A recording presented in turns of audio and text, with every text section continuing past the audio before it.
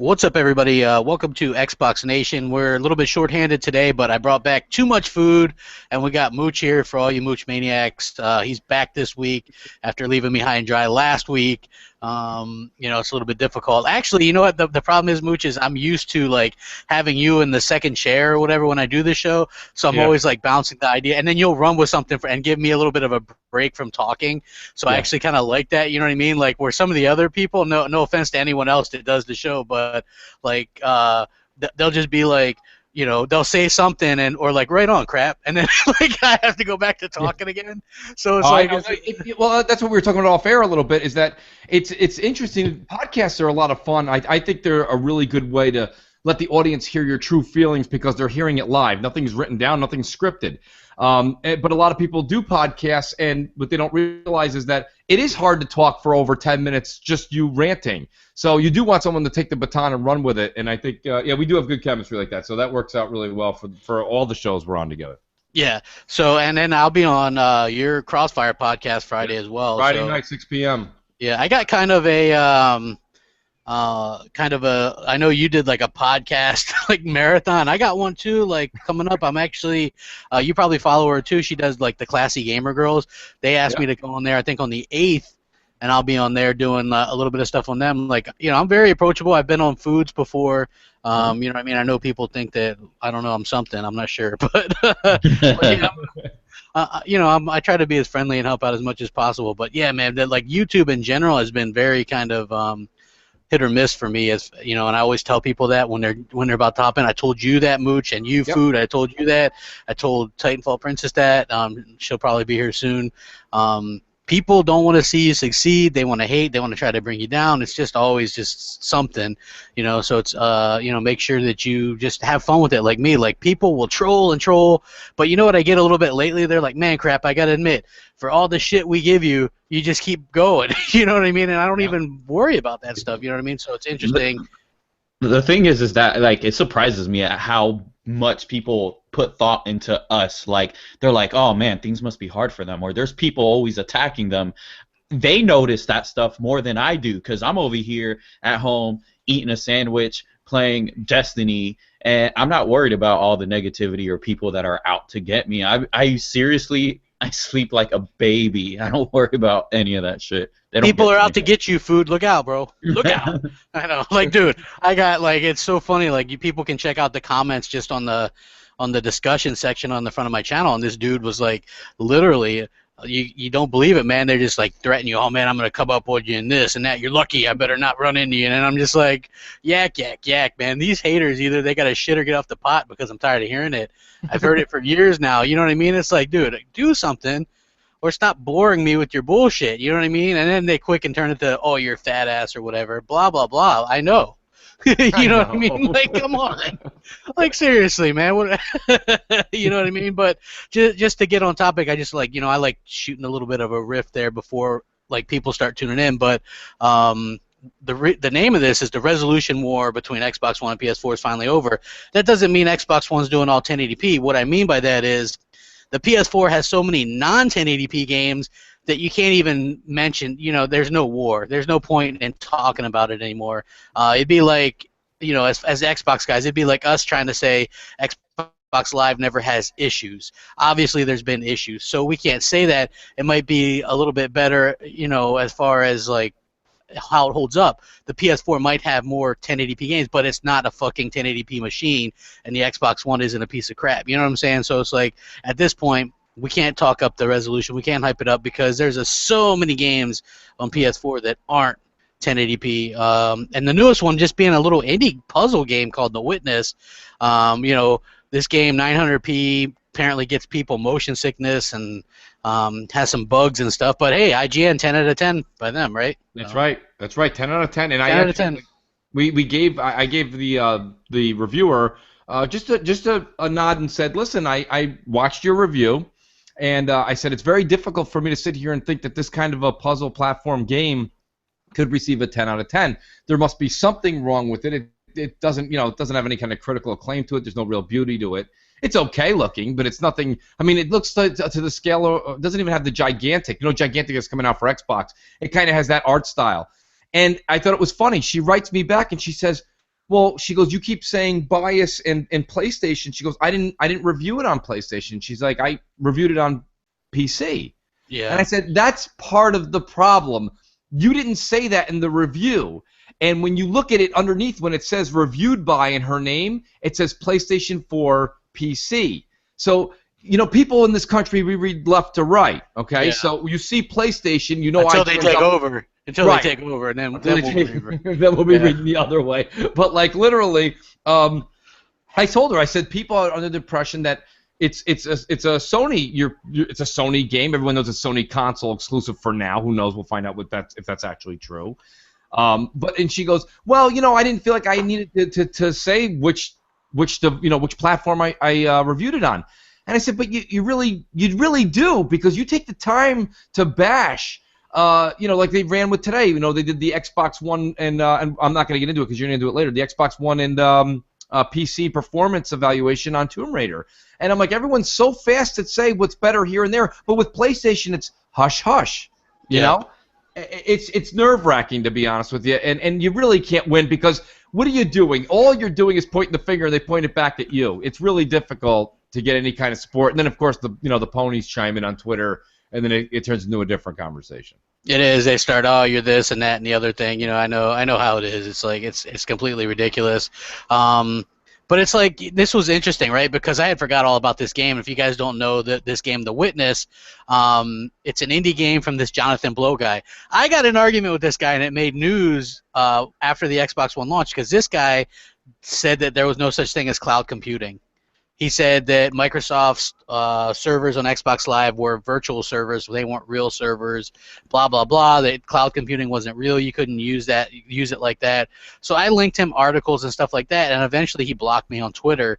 But anyway, this kind of made the rounds, and people made stories on it and things like that. This guy hates Xbox and Microsoft in particular. He said that Microsoft tried to ruin his life. They threatened him. They did this. They did that. You know what I mean? He is very angry at Microsoft. He doesn't like them. So obviously his game would be something I avoid, and not just because he hates Microsoft, but just because Hey, can you guys hear me? Yeah, we hear you. Yeah. Oh, for some reason I said something before. I was saying hi and everything. What's going on? And nobody answered. Oh, we were just ignoring you. We were like, hey, screw that. That's crap. Yeah, I figured Yeah. you'd do that crap. Yeah, we were like, hey. Yeah, we hear you now. But Jonathan Blow. So this guy, real douchebag, right? Hates Microsoft. Says they tried to like ruin his life, threatened him, and all this kind of bullshit, right? He's one of those guys on stage at the PS4 reveal. You know, when they brought out all those indie devs or whatever, showing off his game, The Witness. And so that's the last you heard of it. You know, like really we haven't seen much on it, heard much about it. And then all of a sudden it releases. It's a $40 indie game, and it's a puzzle game. And it's a 900p puzzle game, right? So that's probably why Sony didn't market it very much, because it's not 1080p. Let's be honest. You know what I mean? And, here we are again, a $40 indie game, and people don't see a problem with this, you know? $40. That's like, to me, I'm a cheapskate, but damn, man, even if I wasn't, $40 for an indie game, these games that's one of the problems I have with it. It isn't the fact that we have so many indie games, it's the fact that these games are way expensive, and they're borderline arcade games. Last generation, go to the Xbox 360, right? Boot that fucker up. That's pure God goodness right there. Look at it, man. When I hop on my 360, and I do occasionally, I think, damn, this is the best console of all time. But I digress. You can hop over to the arcade section. That's basically what all these indies are. There's no arcade. They're just indies now. They call them that, right? To me, The Witness would have been an arcade game, maybe like Summer of Arcade, $10, $15, right? Most of these games would be that way. But for some reason, we have all these indie games selling for $20, $30, $40. I mean, it's absolutely ridiculous. And why are these games costing more when there's only a few men to these teams, and there's no fees to publish them on ID at Xbox or PS4? And Microsoft gives away dev kits, so it's not like they're paying for those either. So, I mean, why are they costing more money, and the games are looking worse and worse? Because there are idiots buying it, that's why. Who? Like everybody's Somebody's got to be buying it, or they reduce the prices down to nothing. Well, let me say this. I got so many tweets, right, when IGN gave that Witness game a 10 out of 10, right? So look, if is that something that PS4 fanboys are going to hype up? Are they just happy that they got a 10 out of 10 game so they can brag about it, or are they actually going to play it? Because if you're actually playing it, tweet me some screenshots or shut the fuck up about it. That's what I'm going to say, man. You can sit there and tweet me about Bloodborne getting a 90 whatever on Metacritic, but unless you're actually fucking playing it, what good does it do you? It's like me. Xbox One could get a fucking great game that scores, I doubt that would ever happen, but scores at 95 Metacritic, but if it's a game that I'm not going to play, it doesn't do me any good. You know what I mean?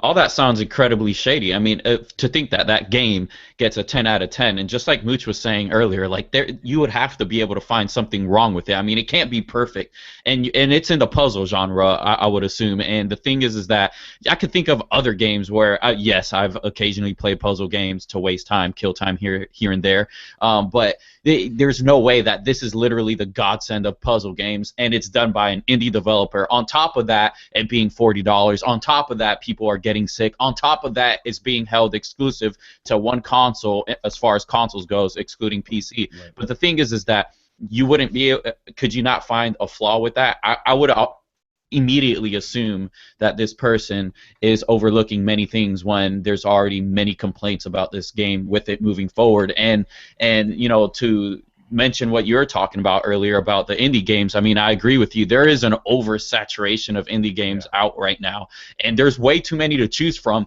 And the thing is, it's the same scenario that mobile phones are in with games. 99% of these games that are worth $1 or less, I mean, you're wasting your time and you're wasting your money. It's trash. They're just trying to get a quick buck. And on consoles, it's not that cheap. It's $20 to get an indie game. So they're making it big. They're getting rich real easily, and they're trying to dupe their audience. And of course, their only audience, and this isn't me trying to be biased, but it's not on Xbox. It's not on the Wii U. So their only audience that they're trying to dupe is the PlayStation audience. And it looks like they're going to pretty much, I think this game is going to sell well. You know why? Because it has outlets rooting for them, like IGN. The people that own PS4s, all the Sony fanboys, they're dupe-tastic, though. Because right now, they don't have anything else to play. So it's the Witness. I was just about to say that. That's why they can sell to them, and that's their market, because they don't have anything else to play. It's 900p, motion sickness, or Bloodborne for the 8th time. Maybe you can, platinum it. I mean, they don't have anything. One guy says to me today, he goes, "Now, Mooch, hold on a second. I notice you keep going back to March 2015 with Bloodborne. It's not just Bloodborne that came out. Until Dawn came out." He said Until Dawn. Yeah. Until Dawn came out in August. I said, I have Until Dawn exactly the same level for level with Scream Ride. So I said, if you're going to give me Until Dawn as a fucking game, we had Scream Ride in the spring. That's the same. Listen, I've played Until Dawn. My brother has it on his PS4. We went over there. It's a walking. It makes Journey look like a Mario Brothers game. It's a walking simulator where you just walk around. You look for a bar of soap. Oh, there's a killer in the window. You go back. You take a bath. You come back downstairs. You have a beer. There's somebody poking somebody in the face. There's the killer in the window. You walk to another room. Nothing happens. It's a 3-hour walking simulator. So my point being is that they've got nothing. So even with motion sickness, if you're spinning around in your fucking seat and you yak into a bucket, it's entertainment for Sony. So it's a lot of fun, and why not buy something like that? The developer's such a nice guy. He's actually a bastard. But, the thing is, like, these guys, there's nothing on the PS4 for them to play, so they're kind of stuck with that. Now, what I wanted to get back to was the review, okay? If this was a Microsoft and PC-only game, I could hear it already, because I watched the review twice. I wanted to see what she had to say. She said because it was on the PlayStation, the puzzles were interactive, and it was ingenious that the fact that you would go forward after beating 2 puzzles and get to one where you would play. She said, I played it for 20 minutes, 30 minutes, and found out I didn't have the clues. I had to play a different puzzle and then come back to this puzzle. That was awarded because of Jonathan Blow and it being on PS4.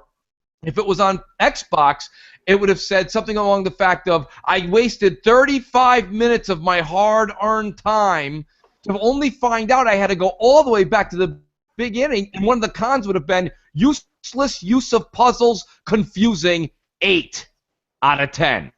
So Yeah. what I'm saying is, and people go, oh, this is tinfoil hat stuff. It's really not. If you look back and you look at every single thing, soccer cars, 10. I don't know if they got 10 out of 10, but it was a phenom.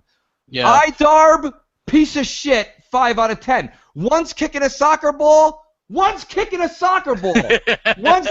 one's using a foot. One's using a bumper. What's the difference? But yet one's a phenom. The other one was up to 8 people. Everyone loves couch co-op. Don't get rid of couch co-op. How dare you take couch co-op out of Halo 5? How dare you people do things like this? What, couch co-op and iDarb? Fuck you. 5 out of 10. Not only that, I think it was 8-person. Well, you're you in were a rare mood tonight, aren't you, Mooch? Wow. Yes. Oh, you should have seen. I mean, Wow. that 140 characters. I wish they did up at the 10,000 characters today on Twitter. I could have wrote a novel. Can you imagine how many trolls there would be if you allowed 10,000 characters? Oh, People it's would actually, just, yeah, it's an awful idea. yeah, like people would just like do big empty things. Like I don't want that. Like that's a terrible idea. No, it's But yeah, look, iDarb, that was a thing. Like people kind of hyped that, and then it really just died out fast. Like they stopped it, you know. And now look, you're gonna start to see, and mark my words, you're gonna start to see the hype die down for soccer cars because it's about to release on the Xbox One. Exactly. You know, whatever the deal is, Microsoft maybe, and I'm not a fan of the game, but Microsoft maybe, if they wanted to keep the hype up, maybe should have made it a Games with Gold game for February. I believe it's coming out in February, but you know, why not do the same deal that the Sony fans got? If you want people to, you know, take advantage of the game or whatever, Right. that kind of segues into my next thing, which was the Games with Gold. They really had a chance to kind of one up Sony again this month. Yeah. Oh man, and just keeping it real, they really kind of stunk it up, man. Like Gears 2, like I think everybody has that, because if you're a Gears fan, you bought Gears Ultimate, and that came with all 4 digital anyway. Like me now, I have like, you know, it'll be, there's literally nothing I could do with that. Yeah. The other games, like, you know, maybe other people like that stuff. I don't know, but it's like, you know, because Sony really crapped the bed again with theirs, like Helldivers and some other weirdo crap. You know what I mean? It's like stupid stuff, games that nobody wants to play. Again, and I've seen people complaining about it, but then when Microsoft comes out and shits the bed too, people are like, damn, man, over 300, man, that's good for Wednesday. Shit, but yeah, you know, Microsoft could have really come out and said, hey, here's this and this, and I guess that proves that guy wrong that was messaging me during BGST, who was like Red Dead and this, you know what I mean? Like, I kind of figured that was bullshit, but I mean, you know, where's the, you know what would have been better? It would have been like, you know, you want to hype people up for shit, right? So how about Crackdown 1 or 2, or, you know, something big. Now, I'm not going to completely complain, because they did give away The Witcher 2, which is backwards compatible, and Left 4 Dead 2 apparently is working on people's Xbox Ones right now. Yeah, can we talk about that crap? Because I don't know if that was actually on the syllabus tonight, but to be honest with you, I'm confused, and I wrote to Mike Ibarra, of course, still waiting for a reply. Yeah. But, you know, I said to him, I said, Mike, I said, what's going on right now is, I said, people apparently who bought it digitally are able to play it. And I said, what about us, you know, the old-fashioned guys that bought it when the game came out physically?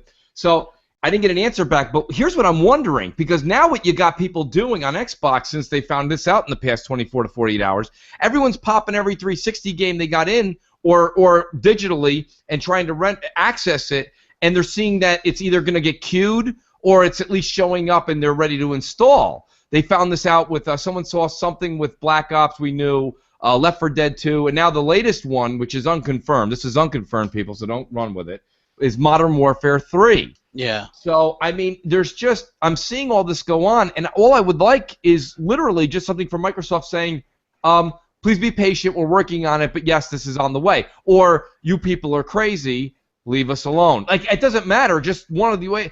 Apparently, is it happening? Is it not happening? I don't really know. Do you have any insight on it, crap, besides what we've seen on Twitter with stills? Here's the thing, right? I like the idea that they're doing. I like the not waiting till one particular time in the month, just release them as they're going, but let us know. You know what I mean? Like don't just wait for people to, like, what are people, like, putting in discs and shit, and then, like, oh, well, this one works and this one doesn't. You know, look, apparently BioShock is coming, which is good. You know what? I never played the first one. I only played the Infinite, which was phenomenal. You know, I would love to. You know, it's hard to go back to the 360 itself, just because, even though I love it, just because I like the Xbox One controller and the Elite controller even better. You know what I mean? So it's like it's hard to do that for that reason. But yeah, if it would come, that might be one that I would actually play through. You know, to kind of experience that. I haven't done that before, so it would be nice. There are some games that do interest me. I know some people, like, look, did you see all the people complaining that they wanted to play The Witcher 2? Like the PS4 fans, they're like, oh, please do an HD remake and release it on PS4. Because guess what? A lot of people, if you had a PS3, you didn't play that last gen. It was only on 360 and PC. You know? So, and guess what? It wasn't that big of a game at that time. So now that Witcher 3 came out, everybody jumps in on the third one, which is kind of odd to me that so many people bought it and played it. Good game, but of course you're like signed with that game for the rest of your life whenever you start that game. Like, seriously. Yeah. Like I'm hesitant to get the DLC because I'm like, I'll be stuck on that shit forever.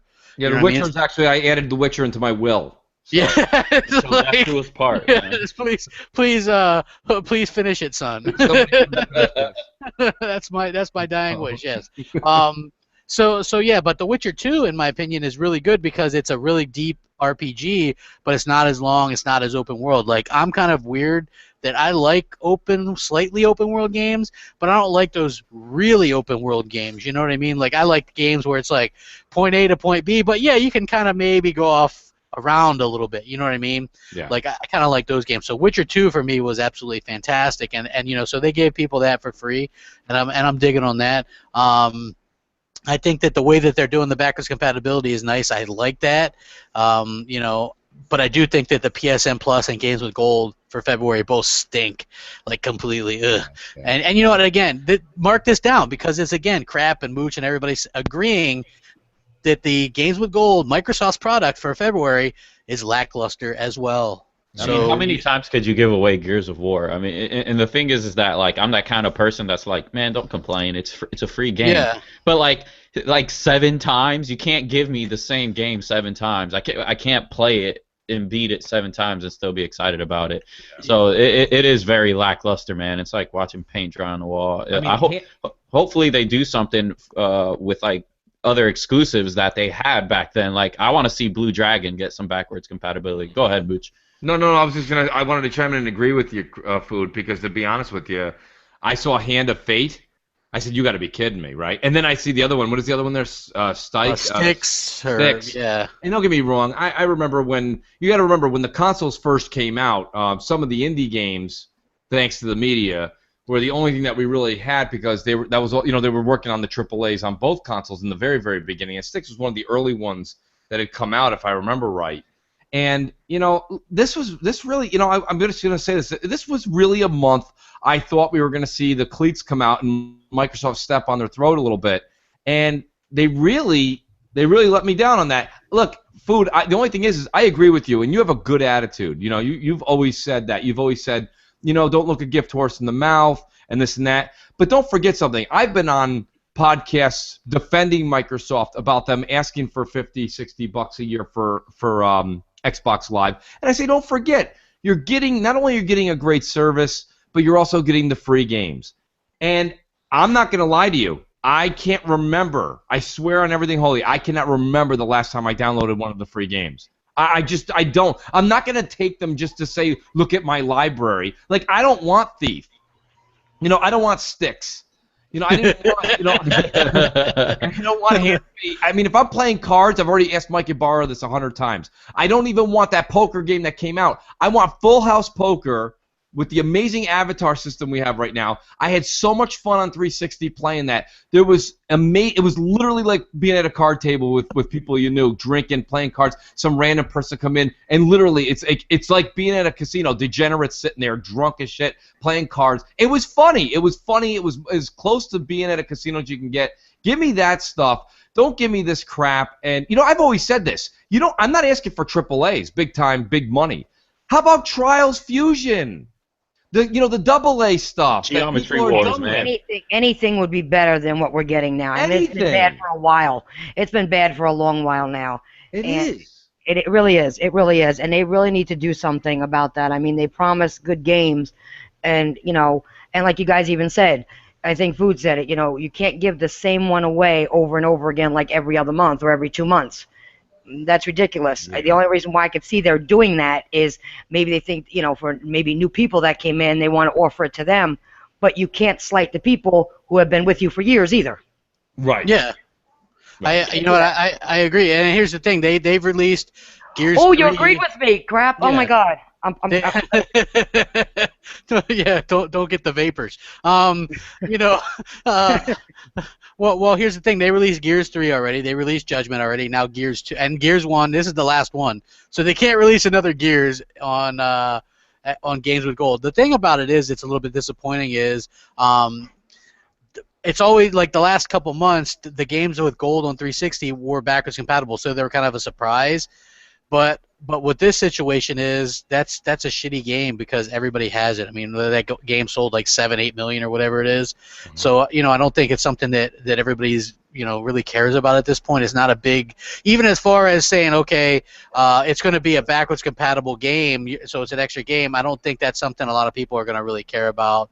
I really don't think they're going to care about it either. They want something different. They want something new. They want, and like you guys said before, we're not talking, a AAA game either. We're just talking about something that's more interesting and somebody would want to play than what they're giving us. Yeah, exactly. Oh, again. All right. What bothers me? Go ahead. Go ahead. No, I was just going to say what bothers me most is that we've been Microsoft has been in the gaming industry since 2001, and since then they've been able to acquire some pretty decent IPs, whether they bought it or they created it themselves, or they partnered and then bought it. So the thing is that there's many of them that we haven't been able to see since it's been since its inception. So I don't know what it is that why aren't we getting those kind of games? Like I feel like we need to get either the part 2s of those games, or if we're talking games with Gold, why don't we get those? Even if they're 360 games, why don't we get those? Because yeah, it'll be on 360, but through backwards compatibility we can get a hold of those games. And if they're like Nancy was saying earlier, like when they're putting out Gears of War for the 8th time, maybe it's because they want to get it for the people that just got the console, or they weren't around for it, or they were too young, etc. Yeah, okay, then what about, if that's your logic, why don't you bring out the other games that have been around longer than Gears of War, or that have been, shunned by them and left in the dark corner where no one wants to see you at Walmart since you're so damn ugly. So like, I think they really need to do that. Like, there's just so many games that I feel like they could definitely take advantage of, and we could see a lot more of, and people would appreciate it, and it's just free. Give it away, free. Yeah. Well, you know what? Like, I hear a lot of people ask for Mech Assault. Why not bring back that with Games with Gold, reactivate the online on Xbox One, and bring back that franchise on Xbox One? I mean, they could do that. Look, they're trying to reinvigorate Crackdown. So why not put Crackdown 1 and 2 out one month? You know what I'm saying? Like, I know Crackdown 1, I think it might have been out a while ago, but Crackdown 2, it might not be looked at as good as Crackdown 1, but it's still fun. Why not do that? They were on such a roll, in my opinion, and now they kind of step back, with this, because the Killer Instinct thing they did was great. I like that. Even Thief, I downloaded that, even though will I ever play it? I don't know, but well, I mean, if it's something you like, crap. Don't get me wrong. My comment wasn't to necessarily. I'm not making fun of Thief. I know a lot of people that like. Myself personally, I'm just not one of those people that's going to end up taking up space on my hard drive, my external. I'm just not. When I know for a fact I'm never going to come home and can't wait to sneak around and steal a lamp and a magnifying glass. And I watched many, because remember, again, Thief came out when we didn't have a lot of games. So when Thief came out, I was watching a lot of the Let's Plays, and I'm like, who the fuck wants to do this? I mean, I don't know. I couldn't even fathom doing something like that for more than an hour, let alone 40 hours. Yeah. What? I played that Zeros game, right? And the reason why I downloaded that was like a Games with Gold game right now on Xbox One. And the only reason I downloaded it because I wanted to try something that was like an arcade game that wasn't a goddamn puzzle platformer. That's all that with these indie developers do now is puzzle platform. That's why I liked iDarb, right? Like, people like tried to hate on me for that. There's been a handful that I actually do like. but they were interesting. They weren't, you know, like everything's a puzzle platformer or like 8-bit pixel art or whatever. You know what I mean? It's like, Jesus Christ, give it a break. And Zeros was a beat 'em up that like looked cool, and it kind of has some funky music to it. It's like, you know, it's got some, you know, it's interesting. You know, it's like, I don't know, you know, it was Yeah, but something. still, those aren't still going to games you're going to come home and want to play all the time. Yeah, It's you like know, something like casual that you're going to play. yeah, like before I was going to bed, I had 10 minutes. I was like, I'll see what this Zeros is about. You know what I mean? So I popped that in. You know, that's to me what these games are all about. Like that's why they're not a big deal. Now, if Microsoft were to release something big, you know, like why wouldn't they release Rise at this time or Dead Rising 3 or something? It would have been the perfect month because then you get, you know, that's what I'd be doing if I was running that shit. I'd be like, all right, let's wait and see, because that's what Sony did. They wait and saw what Microsoft did and then countered that. Microsoft knew what Sony was going to do for this. Why not just change the strategy real quick and be like, let's throw a big boy out there? You know what I mean? They got to have, like, in the pipeline what they're going to do each month. You know what I mean? So why not just take that liberty and go, they're releasing shit. Could you imagine Phil Spencer going that? Okay, boys, Sony's releasing shit this month, so let's go ahead and give our fans something that gets them talking. You know what I mean? Forza Motorsport 5 and Rise. You know what I mean? Boom, you got fucking instant people. Why? Because they're going to buy an Xbox One and get gold just to get those two games. You know what I mean? It's like free games. And then you're going to get EA access because then you're going to get all those games. You know what I'm saying? It's like that. That's why Xbox One is the best value. And when I tell people that, and they don't understand it, right? If you get an Xbox One for, say, $299, you get, you know, on a good month, let's say, you know, you could have bought it this month, and you get Killer Instinct. You know what I mean? The complete thing with the first arcade game as well. Then you put your $5 down on EA Access. You got Battlefield 4, Battlefield Hardline, Dragon Age Inquisition, Titanfall, Peggle 2, Plants vs Zombies, Garden Warfare, all that shit. Your Madden, your NBA Live, your NHL. Literally, like, you're full of games for like less than $400, right? Yeah. There's no other deal like that. Let's be honest. There's nothing else like that. And I think that, you know, that's very smart, but not enough people know that. You know what I mean? Too many people are hung up on things that don't matter, and you know, hopefully they improve in that, because it would have been a good time. I guess that's my original point. But on to the other big thing I wanted to talk about, which was we got flooded with this shit yesterday. The Brazilian ratings board of all people, right? I mean, yeah, I'm sure we have Brazilian fans, and we interact with Brazilian Xbox fans. They're cool they're cool people, but would we take the Brazilian ratings board as the be-all, end-all when it comes to this, especially when they had also said in the past that Gears 3 was rated for PC, Gears Judgment was rated for PC, and many other games, so they've been wrong. But what happens when this comes out, right? All the big sites run with it, right? And the reason why this pisses me off is nobody went to the Microsoft to comment except for Xbox Mad, the smaller site, and they were the ones that actually come out and said, guys, it's not coming to PC, look. And then some of the bigger sites actually retracted it, but not IGN. Oh, no. They still ran with that. Yeah, but the thing God forbid if they retract anything. Yeah, but what pissed me off even more was this. Nobody gave a shit about Quantum Break, right? Like, all these most anticipated lists, and I did a video about this too, right? Nobody talked about it. They didn't care. No Man's Sky, Persona, all this weirdo shit that, like, who cares, right? Nobody talked about Quantum Break or Gears or anything that's coming out on Xbox One. They avoided like the fucking plague.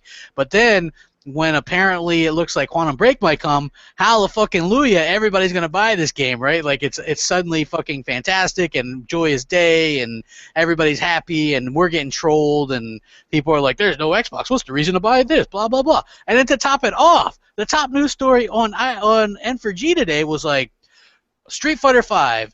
Not only is it an exclusive, but it's a console seller. And I'm like, wait.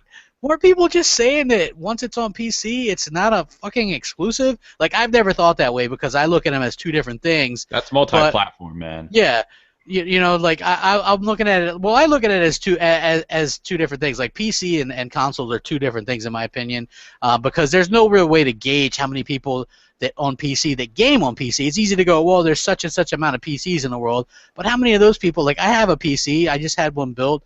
It's pretty good, but I don't game on this fucker. You know, and how many people's moms have a PC or a Mac or whatever? It doesn't mean they game on it. You know what I mean? I don't know anybody with a PC that games on it. Yeah, you know, you'd have to be, well, you know, weird or Honestly, whatever.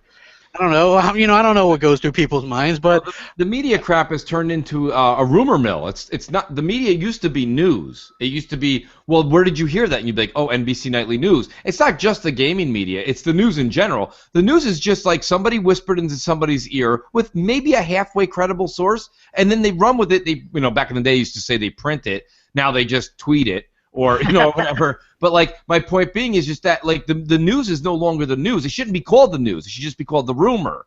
And that's the thing. You have, and they claim they're not liable. We're not going to get back to where we were years and years and years ago with this until people get slapped on the wrist and companies like Microsoft or Sony, and depending on if it's slander against them, goes out and does something that's detrimental to their sales or to their company based upon a rumor. You don't have the right, when you're a paid publication or an Associated Press or a member of the Associated Press, to go out there and say something like that that's not. And like you said, if you do say it, the correct thing to do is immediately retract it and say, we did run with this because we had this kind of credit. We found out that that credited source is no longer available. We're retracting that until we find out further information. That's all you have to say, but they see, don't. That's the thing. They don't even do that. They don't even have credible sources. They just run with, like you said, somebody put a bug in their ear and they just ran with it.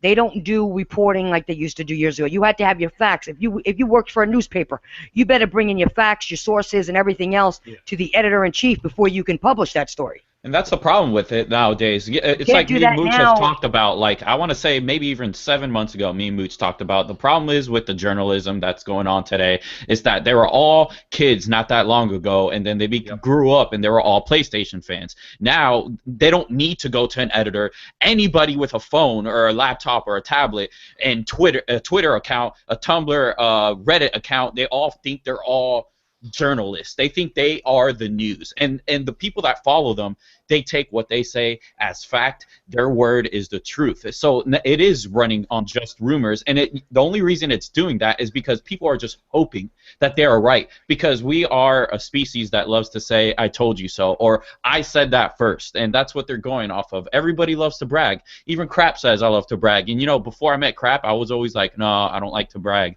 but then I started liking bragging. Everybody likes to brag. So that's the point. Food, not to cut you off, but we know Crap likes to brag about everything. Absolutely. Oh yeah, man. I'm a fucking bragger, man. I'm always bragging about the shit I got. You know what I mean? You're braggy, and salty. Yes, that's what I do. You know what I mean? I just, you know, so the point being, that's kind of my thing. That they have no rules. There's no universal roof that they have to follow anymore. And the thing is that these bigger outlets, what do they run on? They run off of Mac computers, iPads, and Sony cameras and Sony televisions and Sony editing programs and Adobe Premiere, right? They don't need Microsoft anymore. And they want free products, so they're gonna kiss ass. You go to the big tech sites, they always kiss Apple's ass. They love them. They want free Apple stuff. They're not gonna piss them off. You go to the gaming sites, they love Sony. They're not gonna piss them off. They want their cameras and they want their television. So they want their free Microsoft is no longer the dominant name. It is still a household name, but you will not find their product in every house anymore like it was in the 90s. Yeah, but it's not only that, Food. It's that Microsoft ain't kissing their ass like Sony is and everybody else is just to get the right press that they want. Yeah. Microsoft won't do that. They're not going to buy their press. Yeah, and that's true. The other people are doing it. That's my issue. Oh, well, we're going to threaten you. If you don't do this for us, well, you can't have this, this, and this.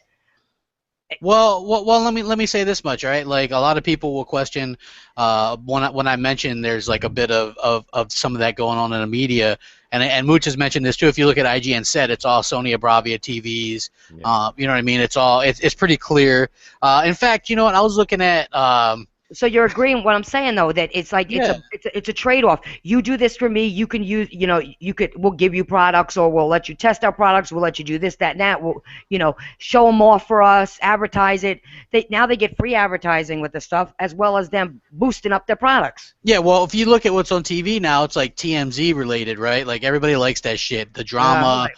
All this bullshit, right? That's what games journalism is now. Instead of talking about the games and getting you excited about the games, what we get now is a situation where they just want to talk about things that make you make you want to mix it up. Oh, this game runs better on this, even though it requires tools to tell you that. You know what I mean? If you gotta rely on Digital Foundry to run an analysis on something to tell you something's better, then is it really better? You know what I mean? And their analysis, it leaves out the main point of games. It does not tell you if the game is fun. That's why Digital Foundry is pointless. It's stupid. Whichever one's 1080p, 900p. But here's the thing: as we go further, like everybody wants 4K gaming soon, right? And then 4K TVs are being sold, right? I don't know if you know, but they have new Blu-rays coming out that are supposed to be, ultra Blu-ray discs where you can have 4K movies, right? And a lot of these movies that are going to be on these discs were not even shot in 4K. So my point is that they have these TVs. Everybody cares about graphics. That's what Digital Foundry cares about as well. A lot of this content, a lot of this media that we're taking, they're not even native 1080p. A lot of it's upscaled. All 100% of textures in a lot of these games aren't even all 1080p. Most of them are, but you don't hear this stuff, and it's because places like Digital Foundry is just like, what's the resolution of the game? Playing 1080p. That's it. It doesn't matter if the game sucks. Look at the odor. The odor 1886, or 1782. It's fucking garbage. But they don't mention that in the reviews. They just look at the visuals, and that's it. Conveniently, Digital Foundry stopped doing numerical reviews right before the order came out. Right, and this was like a little bit convenient for me, but even aside from that, just look at the games that Digital Foundry decides to quote unquote analyze, like Ark Survival Evolved, right? They analyze this game. It's basically pre-alpha right now, right? It's a game in preview program, and they're like blah blah blah, less than 720p, and people run with that shit. What do the devs say on Twitter? I don't know if you guys follow it. He goes, it was irresponsible for them to actually test the game, because we do the optimization like 2 to 4 weeks before it releases, right? And they're 6 months away from that. So he's like, it doesn't even make sense for them to do that. Don't worry, the game's going to run fine. They're going to be doing split screen. I mean, the game has some problems, but guess what? Over 1 million people were smart enough to realize that it's not resolution, it's fun. You know what I mean? That's what they care about. So I'm happy that there's Xbox fans out there that care more about the fun of things than the resolution. Well, so I think that's a good point, but I just want everyone to remember something. Literally woke a sleeping giant. Listen, I'm putting my neck on the line here. I would hope that somebody at Microsoft feels the same way. I really think, and next generation is not far away, people. No. Next generation, I guarantee you, with everything that you stand for in gaming, Microsoft's device and console will be one hell of a beast. It's going to be so powerful. They're not going to go through this again. Companies like Apple, I mentioned this many episodes back. Apple went through Antenna Gate, okay, with the iPhone 4 when it came out. Steve Jobs, before he passed, literally hired some of the best antenna. They were the job listing said antenna engineer. They were NASA folks that were hired, and we've never heard that since. They learned from their mistake. Microsoft didn't. I don't think they technically made a mistake even on this console, but because the media is running with it and pointing the finger, it's hard for them to escape this 1080p clout. They can't really get out of it. So next generation, they do have some obstacles to jump through. That's a whole different podcast. We can get into a whole hour on just that, but they're going to have to make this thing one hell of a powerful console. I'm just telling you, you're not going to have this discussion next generation.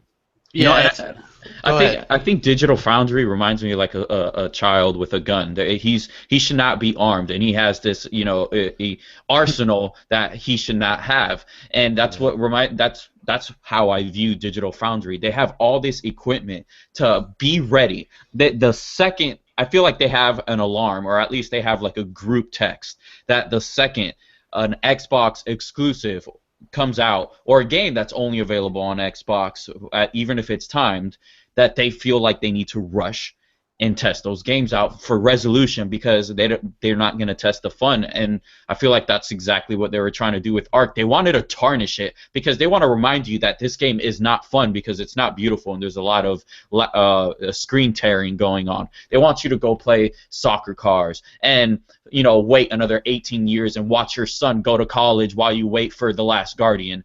It's just, I feel like they have an agenda, and I know you guys remember it, but they put out one good article, one pro Xbox article last year, and I think that honestly, since Digital Foundry was, at least in my view, since I was aware that it even existed, that's the only article I've ever seen that they put out. So I feel like there is an agenda. There has to be. Well, there's also a layer of hypocrisy here, because the minute you point to anybody who happens to be an editor or somebody who's doing one of these Digital Foundry reviews and you start saying something, they're like, well, what are you talking about? I'm a gamer. I've been playing games for 25 years, and this, that. Well, let me remind you something, friend.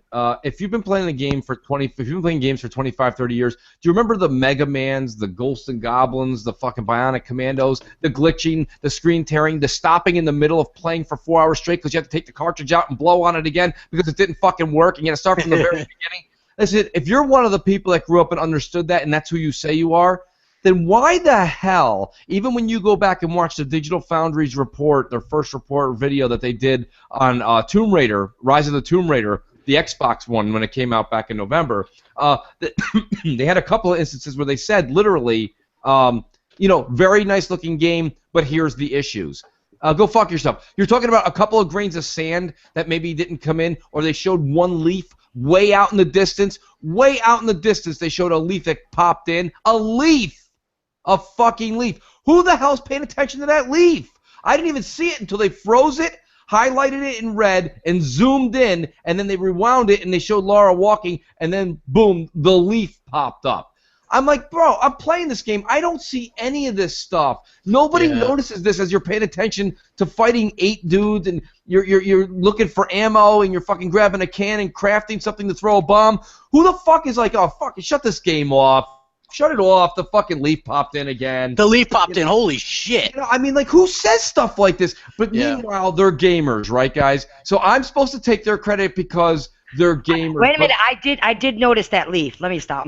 Yeah, no, you should return your game. See if you can get I had to return and get a new one because that's the definitive edition. That game is not complete without that leaf. That leaf was just like in the corner of my eye the whole time. Yeah, hold out for the food's got a point. Wait for Rise of the Tomb Raider, the definitive edition, when the leaves are all there and there's no problem. Hey, you know what the most fun, you know what the funniest part about this thing is, right? Like, Digital Foundry tried to find these things wrong with the Xbox One version, couldn't find anything wrong with it, and then all these sites, right, are running with it. Xbox One version versus PC version. But PC is such a broad term. They should really say Xbox One versus a $5,000 PC version. You know what I mean? Because they're obviously, the average PC is not going to look better than the Xbox One version. And apparently they ran with the specs you need to get 60 frames per second 1080p on Rise of the Tomb Raider. It's expensive. You could buy an Xbox One and a PS4 and a Wii U by the time you paid for all that shit. You know what I'm saying? Right. So it's like, yeah, so it's like, look, you can get 1080p 30 frames on the Xbox One on that by itself. You know what I'm saying? It's like save your $600 or whatever. You know what I mean? Because you couldn't find anything wrong with that version, and the fact that Tomb Raider has gotten more coverage in the last couple of days since it hit PC than the entire time that it was on Xbox One tells you all you need to know about the media, along with what the media wants to do. They want to bury the Xbox One, and they'll take any chance they get. Why? Because they don't like it. Because these people, all probably their first console were a PlayStation 1 or PlayStation 2, and they have that weird kind of connection to it or whatever. Look at people like Greg Miller and Colin Moriarty of Kinda Funny Games. These guys were supposed to be legit, non-biased people working at IGN at a time. Yeah, they have their own thing now. Greg Miller reviewed what the hell was that? The Uncharted 3 and gave it a 10 out of 10. We all know that wasn't a 10 out of 10. It'd be like me. It'd be like me working as an independent person for IGN reviewing an Xbox game. I'm going to give that game a fucking good review. You know what I mean? It's like, and would anybody really take that review as being like truthful or honest? No, they wouldn't take it seriously at all. Exactly. Because So why do people take these other people's opinions? Like these guys, they're they're morons. I know, I realize that they're morons. It's like there's more morons every day. But it's like, why take any of this stuff seriously? It's like there's such a hypocrisy within the media and things like that. And again, props to the couple of sites that did retract the Quantum Break story. So no, to anybody that's joining late, Quantum Break isn't going to PC. Look, one day maybe, I don't know what their ultimate vision is, but they were been honest and upfront about the games that are going, and some of them make sense to me, like the MMO Sea of Thieves, I get it. RTS Halo Wars 2, I get it. A fighting game, I get it. You know what I'm saying? But I think that Phil and company is smart enough to realize you have, your few big hitters, your Gears, your new Halos, your Forzas, and you need like the big IP, right? Like Recore's a different story. We don't know much about it. Maybe that's an open world co-op game, so it makes sense on Windows 10 as well. Hopefully we'll find that out in February. But Quantum Break is a big new console selling IP that they've sunk a lot of money into. This game looks gorgeous. People are going to want to buy an Xbox One for this, and maybe not just for this, but maybe you wanted to play Rise of the Tomb Raider, maybe you wanted to play Halo 5, maybe you wanted to play Sunset Overdrive. That would be a perfect time to pick it up, because once these games start piling up, you can easily dismiss one or two games that you want to play, but once you start getting into those 4, 5, 6, 7s, that starts looking pretty damn sweet, and even the most hardcore fanboy is going to want to jump in, and and who would blame them? You know what I mean? Like, look, I bought a PS4 on one game only. I wanted to play Uncharted. I like that series. Mooch, you like that series too. In fact, you bought the damn Uncharted collection, which is something I didn't even buy, and I like that series. Well, I bought it because, to be honest with you, we were joking about it earlier today on Twitter. You said it's like an old car. You got to start it up every once in a while, you know? And that was a great analogy, to be honest with you, because I was getting shit about 2 weekends ago.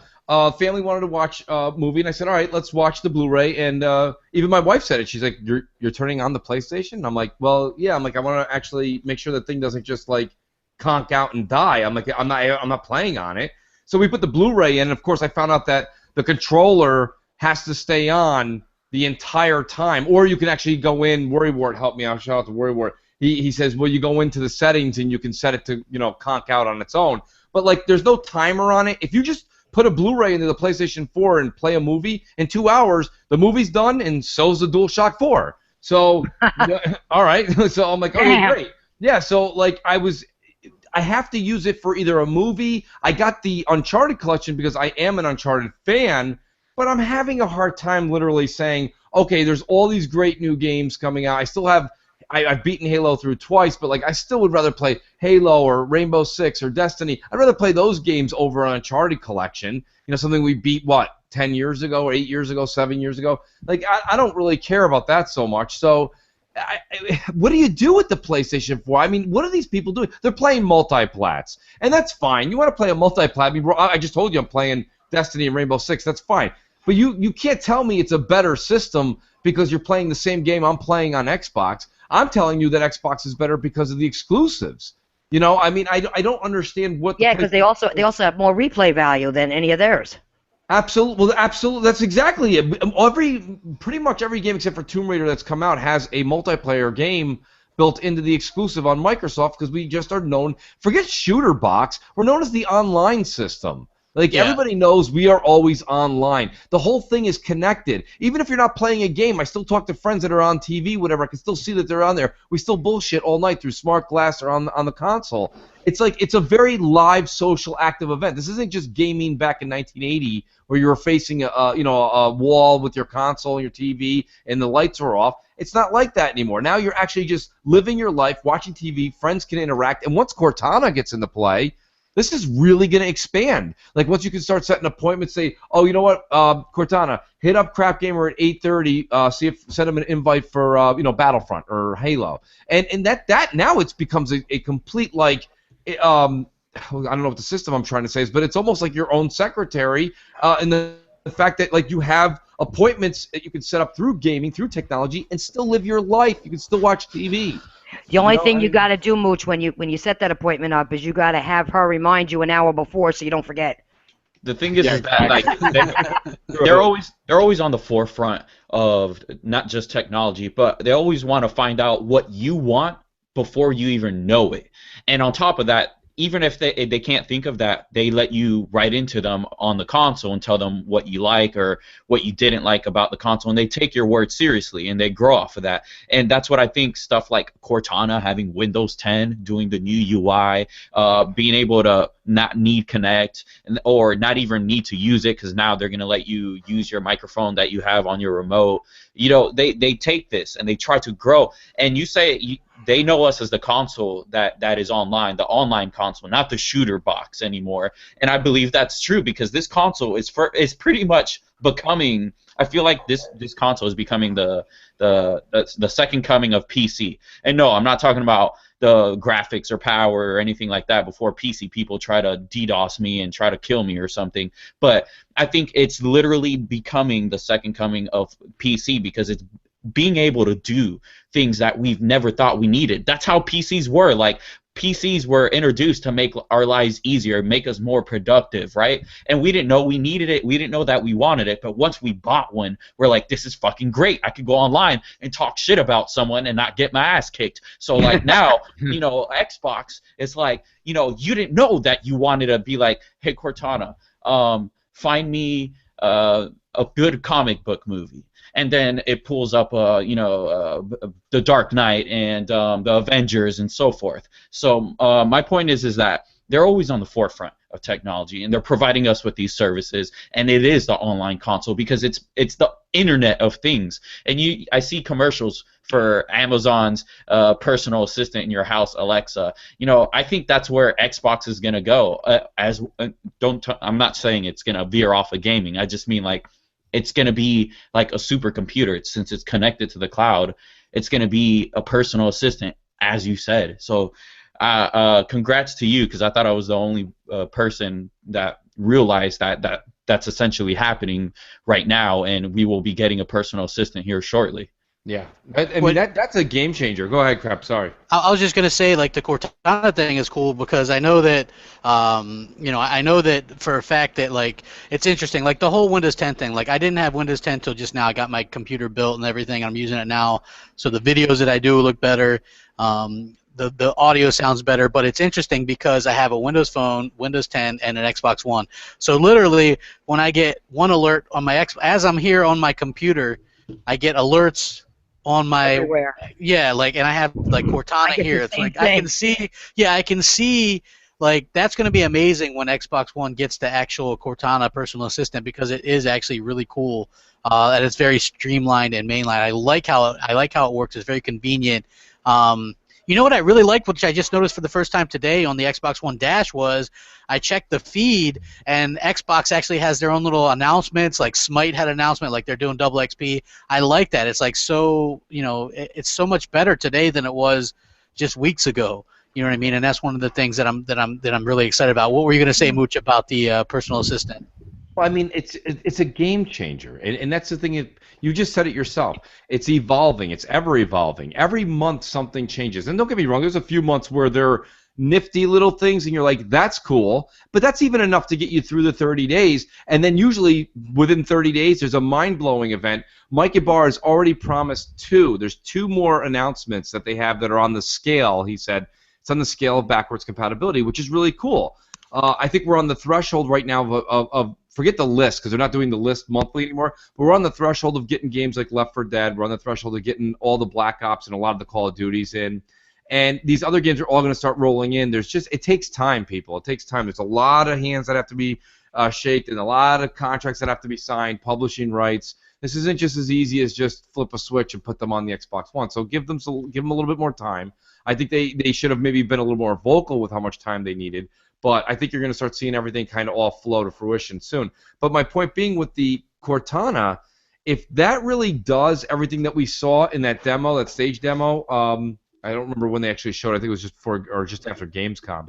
But if that really comes true, there's nothing the PlayStation can do to even compete with that. Like, to be able to come home and say, hey, Cortana, and don't say that this is something odd. I've got 3 or 4 people in my office that have smartwatches now, just in my little area of the building, and they're all like, okay, Google, and then they tell their watch what's going on. I hear them all the time, or they're talking to Siri. There's just like, it's happening. And Microsoft was never really wrong with Kinect.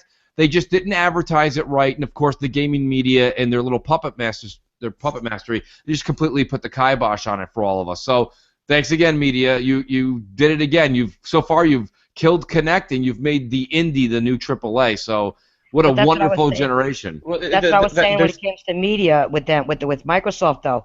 They kind of like they did, like you said, they didn't do it with the Kinect. That's what I was saying on the last podcast. They don't advertise enough. They're missing, like I said last time, they're missing the Super Bowl, all the arenas, all the concert halls, all the big things. They're missing out on because they're not pushing it. Just like you said they did with the Kinect, they're doing it now with our games and the consoles. They're being muffled, though. It's not that even if they did do something like that, they're being muffled. It's like it's like thinking about. It's like going to bed, okay? And you go, man, tomorrow morning, you know what? I'm going to change my life around. I'm going to start working out. I'm going to eat better. And before you wake up, some dude comes into your house that works from Sony or in the media and then takes a pillow to your face and kills you. Like, their voice is being muffled. Like Moot said. Food. No offense to that, but they're not. But they're also not voicing enough. They should be doing more advertising. Show it. I mean, honestly, just put your name out there. If people see that, okay, they're not going to be able to muffle them as much because they're more pronounced out there. But that's the thing. Like the last time they promoted something, the media spun it off as the Xbox being a TV console or all about movies and music and so forth. When they were just trying to show you some cool features that the console can do, the media is. No, that's Sony. They put out their Blu-ray. It's politics. It's just like if you watch any news station, one news station is gonna spin off what the other news station says to make it look negative, and that's the thing. So no matter what they say, that's positive about the console itself or its features, they're going to spin it off as something that's not good. When Cortana comes out, they're going to say, well, I just want to play games. Why do I need that? I don't want that. But then people are going to buy the personal home assistant from Amazon and say, this is great. Or when Siri comes to the household, this is great. When Google comes to the household, this is great. But when Microsoft did it 10 years prior, fuck that shit. No, I understand what you're saying, what the media does, though. I do understand that. But Microsoft still does not need to back down is what I'm saying. Sony, I mean, they give Sony everything, and Sony's still out there advertising or doing whatever. Microsoft still needs to be out there doing something. They really do. I mean, if anybody watches wrestling, okay, they got their network. You can get everything for $9.99, okay? But you'll see Sony advertising across the bottom. Yeah. That shit don't cost that much. They're everywhere. They're in bathroom stalls. Well, hold on. But again, Sony's not really investing much in their first party, so they're allowed. They can actually do that. When they're basically putting Vita games out as PlayStation 4 exclusives, and you have a bunch of clickety fanboys that'll sit there and back that play as being something good, then you can afford to spend money on advertising and things like that. Here's the thing about Sony, right? Real quick, just to get on that note, to stay on the same page. But when it comes to advertising, because I've done advertising, okay? You don't need that big of a budget to do certain things. You can get a contract with, whether it be a newspaper, which we don't want newspapers, but concert halls, whatever, with banners, whatever you want to do, TV, or just on certain spots during certain times of year, you can do it. There's a contract for so many minutes, and if you could do it like say 6 months out of the year, the price is a lot cheaper. They do have contracts to do this, so it's not like they're going to be paying a whole buttload every time. You don't have to tell them up front what days you want. Just say, I want to do 6 out of the year. This is what I'm looking at, blah, blah, blah, blah, blah. Well, I mean, yeah, I think it's easy for us to say, and I actually think we might see. No, it's not easy for us to say because I've done it before. I understand that, but I know that. What I'm saying is, they have a budget, right? We've known this. I've heard it from multiple sources that everybody's got a budget, though. I understand that, but would you rather have them advertising stuff that doesn't do you any good as a person, right? Because us as fans want to see the products do good, but it literally means nothing to us, right? I mean, honestly, at the end of the day, who gives a shit if it's advertised well or not?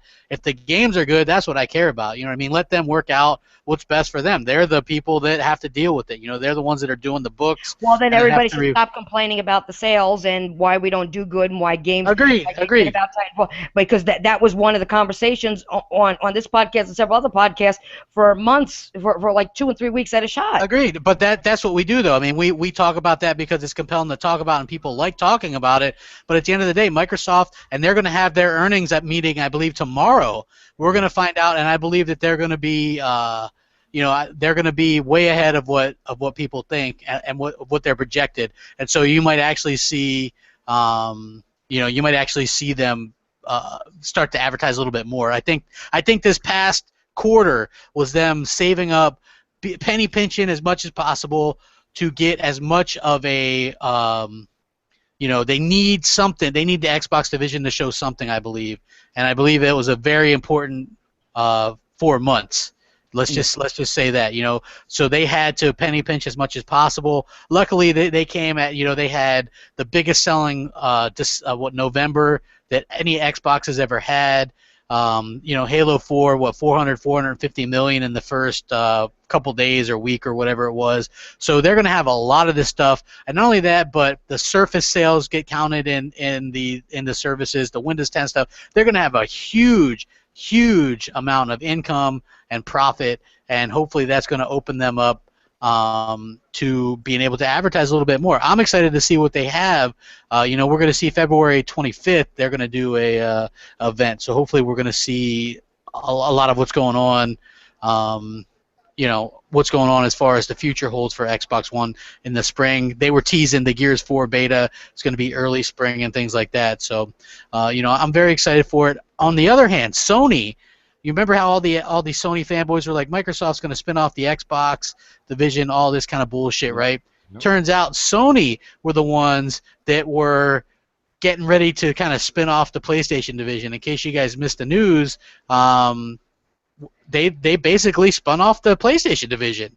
It's like Yoshida has to answer to Sean Layden now. They could possibly be beefing this thing up to sell it to an investor. It's shrinking. They're shrinking. No, not sinking, shrinking.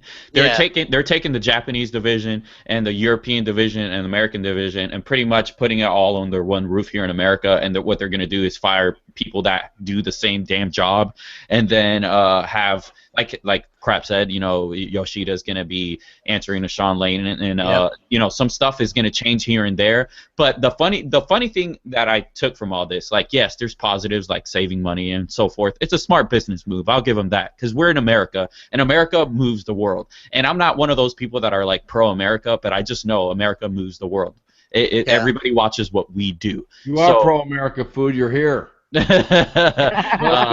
Trust me, if you had the ability to get the fuck out of a country you were living in right now that sucked, your ass would be on fucking first class on the way out. No, man, but if I go anywhere and tell people I'm American, I'll get killed for being that. But anyways, my point is that yes, there's positives to it, and I get it. It's business. But the funny thing is that they're like, they're a Japanese company. They're very proud. They're very, they don't want to do anything that the rest of the world is doing. They want to do what they do in their own little world. So I think it's going to be very, very interesting on how the media especially tries to spin off now that this so powerful Japanese entity is now going to be American. Are they even covering it? I haven't seen anything on it. Yeah, I haven't either. Me neither. But I know about it, and that's the thing. Like they're sitting in their offices right now, pissing their pants, cracking open Red Bulls, ordering Starbucks. Everyone's in a room, and they're like, "You can't fucking leave this room until you figure out how this is a good thing." I have no idea. I don't think it's a good thing, because you're downsizing, and then you're going to get hit with a bunch of layoffs. Is basically what you're going to do. It's basically it's basically that's what they're doing. They're setting themselves up to possibly either sell it off completely. You're going to see a bunch of layoffs. PlayStation is doing so well that they're downsizing. That's what I get. Yeah, I mean, it's interesting because I don't know. They were fragmented. Let's be honest. If Japan was that big of a deal to them, they would have launched the PlayStation 4 first in Japan. They didn't do that. Japanese gamers didn't get it until the next year. The Wii U sold better. The Wii U, their lifetime sales is still higher than the PS4. Think about this, right? That's such a slap in the face, and yet the Japanese still support that. That'd be like Microsoft releasing everywhere else but America in 2013, and then releasing in America in 2014. I mean, that would have been like the biggest slap in the face you could ever do. Crap. And yet, yeah. Crap. Did Yoshida get demoted? I don't know if he got demoted. I just think that he answers to. Yeah, nobody knows. He answers to Sean Layden now, which I think that goofy bastard. Yeah. You know what? And here's the thing. Let me just tell you guys something, okay? And this isn't coming from me. This is just coming from things I know in business and actually shows and things I've read. When your company's in trouble, it is very smart to reduce, okay? It really is. So you do is you restructure, you reduce, you do this, you do that. Like they got rid of Sony Online Entertainment, they got rid of this, they got rid of that, they got rid of their phone division.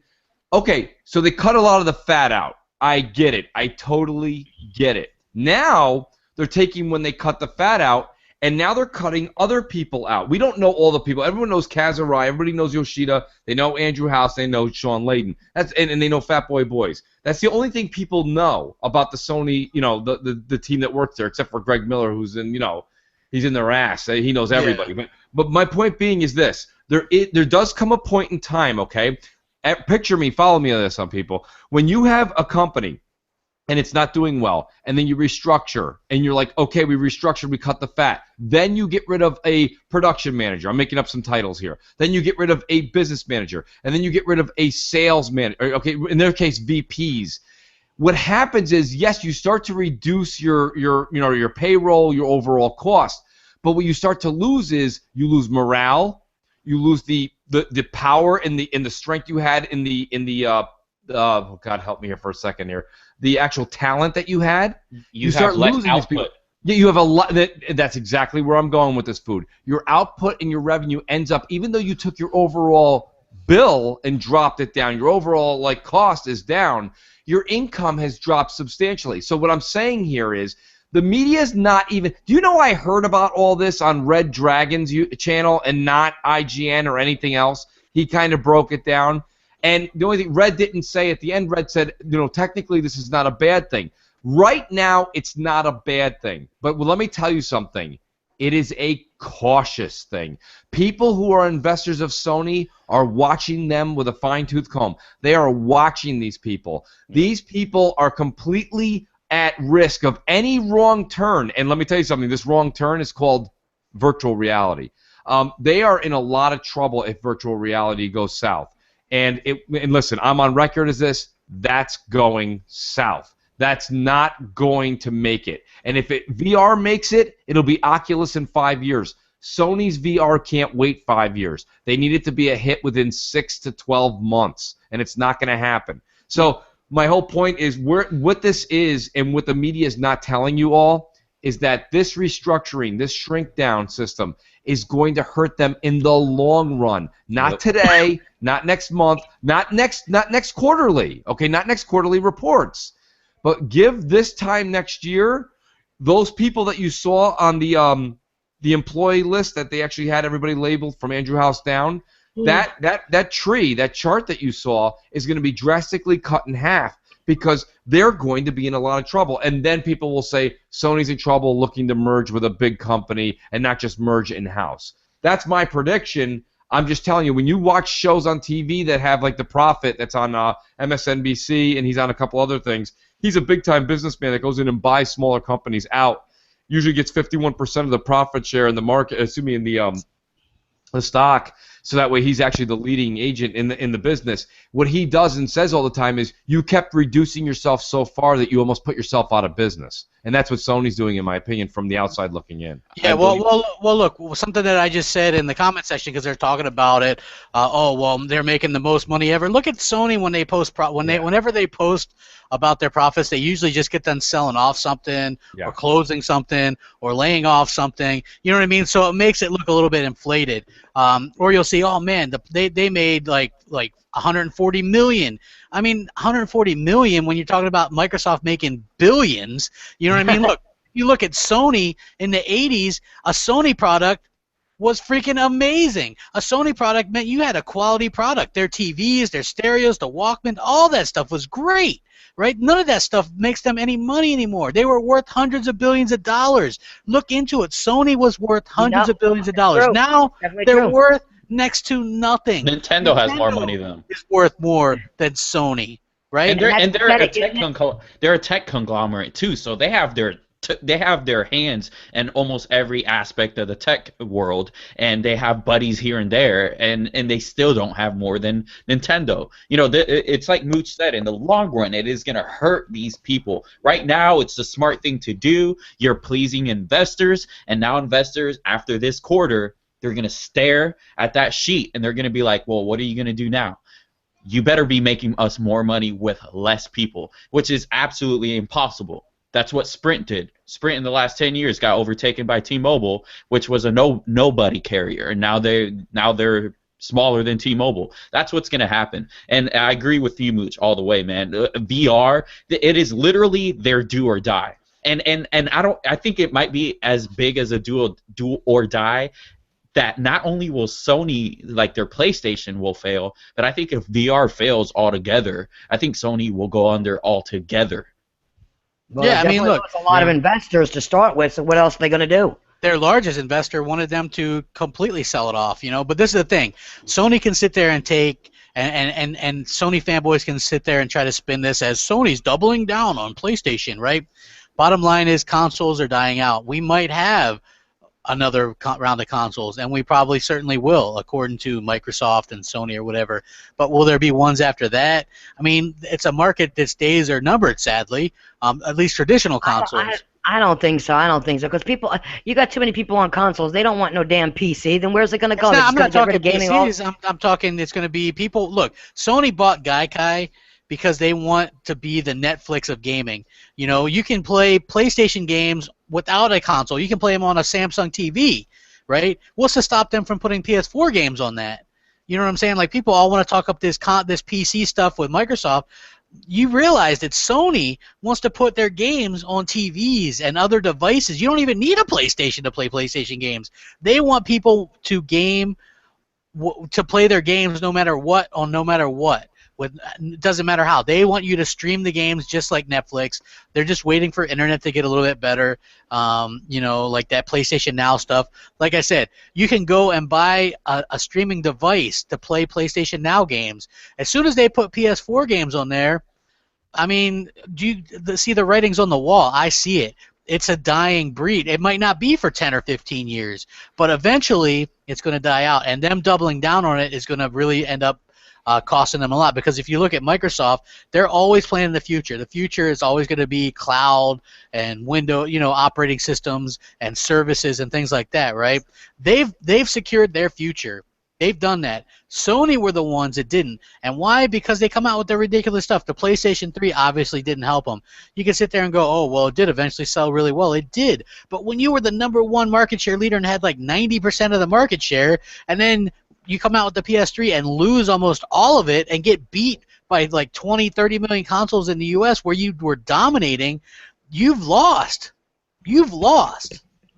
They lost billions every year on the PS3. What was it, like 6-8 billion they lost on the PS3 during its life cycle? I mean, you can't deny those things. You can sit there and go, well, it ended up selling well after the fact, but the bottom line is that was their big fuck up, and it cost them so much. Yeah. You know what I mean? And they continue to lose stuff. What, they sell off their fucking laptop business, sell off buildings.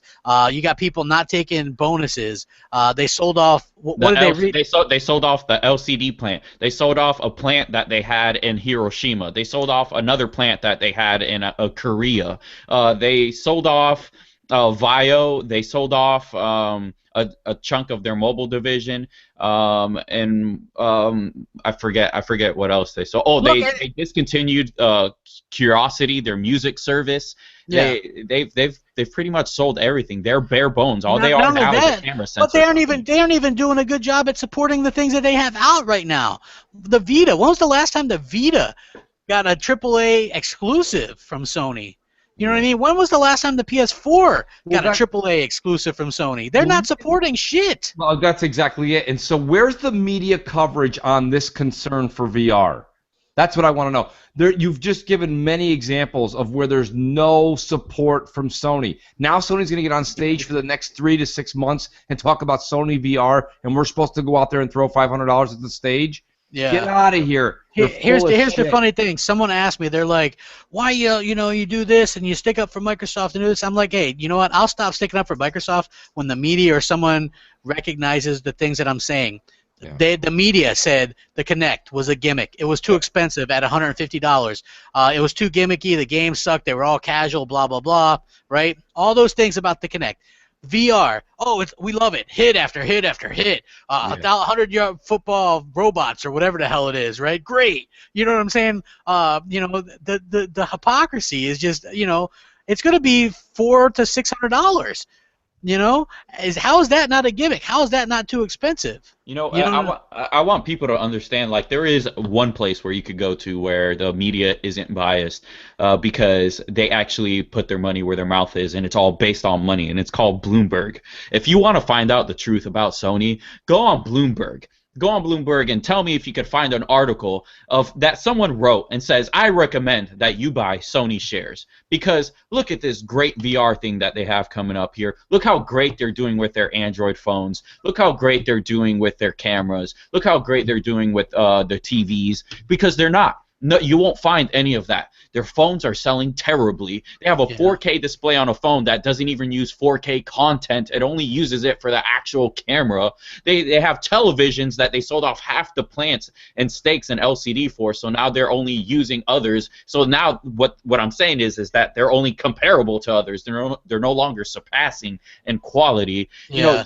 They're not doing good. So if you want unbiased articles, people, if you guys think that I'm crazy, if that crap is crazy, if Mooch is crazy, then go to Bloomberg, and you'll find people that won't invest in that company because it's dying. There's nothing there for them to invest in. It's only if you want to throw your money away, you invest in Sony shares. Yeah, yeah. I mean, if you really want to throw your money away, look, at the end of the day, and somebody just tweeted us, Mooch. They're like, Mooch, I just checked. You're right. Sony's worth less than Nintendo. WTF? Yeah, that's true. You didn't believe us? You should believe us. I mean, we're not being paid by anybody to tell you the truth. I mean, this is why we're here. And Nancy was talking about earlier how we talk about sales and numbers and all this and that, and we talk about it all the damn time. But the thing is that we have people like that guy who just told you that they checked, not believing us or that are unaware. We got to get this news out there and so people can learn. Like, why would you want to buy a product that might be dead later? Ask any PS Vita fan how they feel. Oh, dude, I own a PS Vita. I feel like shit. I'm like, damn, even though I got a good deal on it, it's like, damn, are they going to put out some games for it? Like, you play the initial round, and it's like they stop supporting it. But the funny thing is, the Vita still has more first-party exclusives than the PS4 at this point. So, I mean, and they basically almost have the same amount, the same games. Gravity Rush on the Vita, Gravity Rush on the PS4. Tearaway on the Vita, Tearaway on the PS4. An Uncharted game on the Vita, an Uncharted game on the PS4. A Killzone game on the Vita, a Killzone game on the PS4. You see, it's the same shit, and they're not supporting their games. They're not. And why did you get both of them? Crap. Well, the thing is, you can't ask him that, Nancy. The thing is, Crap is not crazy for thinking that. Hey, I if didn't I buy say this he gaming, was. I'm just joking with Crap. No, I get you. No, I'm just I'm serious now. Calm down. No. Let me talk. It's okay. Go ahead. Anyways, Crap, he's not crazy for thinking, let me buy this gaming console, because I'm sure games will come out. Like, who, I feel like anybody who buys a television is going to go, oh, there's going to be something to view on it. So, like, when you bought the PS Vita, I'm sure you're like, oh, man, some cool games will come out on here. I'll definitely get it. Wrong. Like, they're not selling anything on it. They're not developing any more games. They're only developing indie games, and that's what they've said. They said, yes, we're still supporting the Vita, but they only got indie games coming out. Yeah, well, listen, here's the truth. I bought a PS4 for Uncharted. Sony misled people. From the launch in 2013, they said Uncharted was going to be out in 2014. They didn't do that. I bought a PS4 specifically for Uncharted 4. They pushed it into 2015 or 16. I mean, who knows how far it'll be? You know what I mean? Maybe, I don't know. The Vita, I guess the people that know me, I travel for work. I don't always want to lug a console with me. I don't like. To be honest with you, I wouldn't trust it. It wouldn't break either of my consoles. I like them too much to bring them.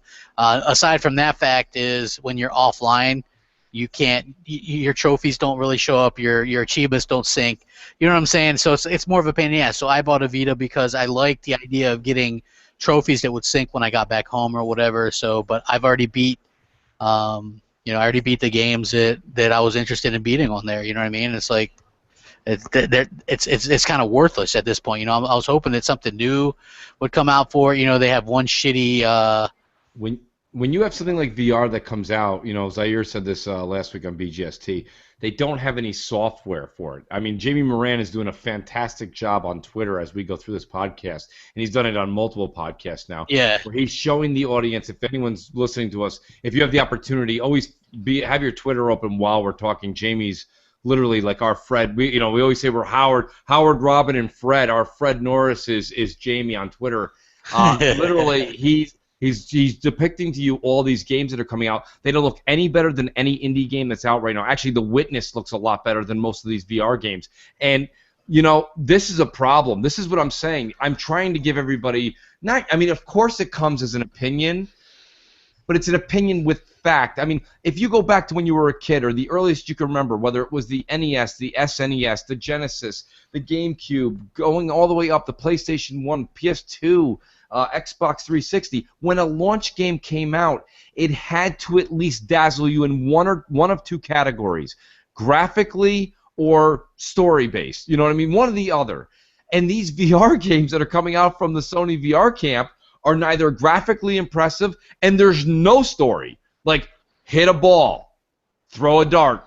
Yeah, they're mini games. They're mini games. Right. Yeah, they're mini games. Yeah. They're worse than the games that were in the back of the arcade that were $2 a pop instead of a quarter. They're just bad games. So you're going to ask a consumer to take $400, $500, $600, $700 out of pocket, depending on what equipment you have and don't have, and then you're going to ask them to buy a game that they really probably don't want to play.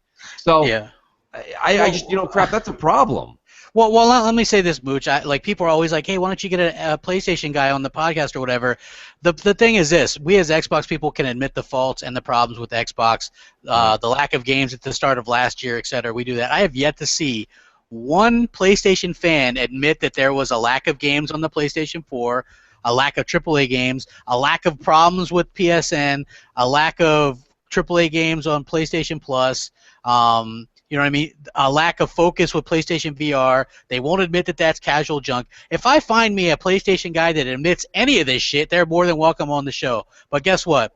That'll never happen. That'll never happen. Admit that there's some media bias going on. Admit any of this stuff. And then I'll invite any fucking body that wants to come on the show. Right? But they won't. They will never admit it. Ever.